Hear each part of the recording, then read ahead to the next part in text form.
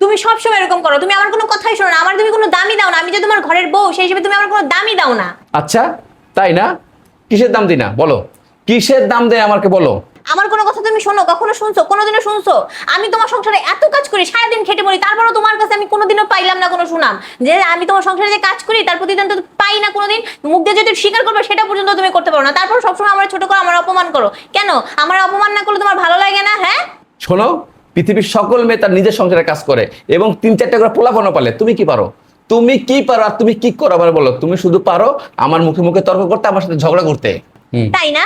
তাই আমিও তো ভালো বউ হইতে চাই, আমিও তো অন্য বউদের মতো হইতে চাই, কিন্তু তাদের হাজবেন্ডরা তাদের অনেক সাপোর্ট করে, বুঝো না? যেটা আমি তোমার কাছ থেকে কখনোই পাই না। আর তুমি আমার কি করো? তুমি সবসময় আমার ছোট করে রাখো। আমি তো তোমার পাশে এত কাজ।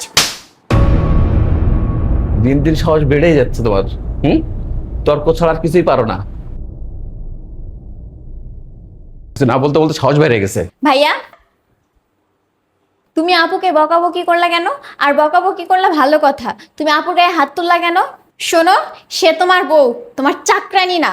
যত বড় মুখ না তত বড় কথা। আমার বউ, আমি মারবো না বকা দিব সেটা আমার ব্যাপার, তোর কি? সর এখান থেকে। আর শোনো, তুমি আর আপুকে বকাবকি করবা না কিন্তু।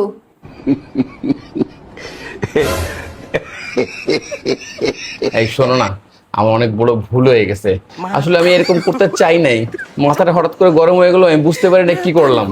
আমি আর জীবন এরকম ভুল করব না, এই তোমাকে কথা দিলাম। প্লিজ তুমি কিছু মনে করো না, এবারের মতো আমাকে মাফ করে দাও প্লিজ। আর কখনো আমার গায়ে হাত তুলবা না। জীবনেও না, আর কখনই আর তুলবো না। এই কান ধরলাম।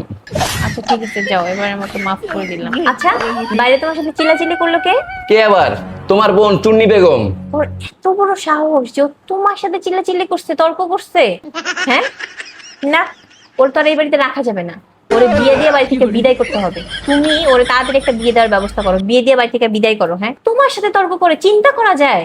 যার জন্য করলাম চুরি সেই বলে চোর। কি জোরে থাপ্পড়টাই না খাইলা।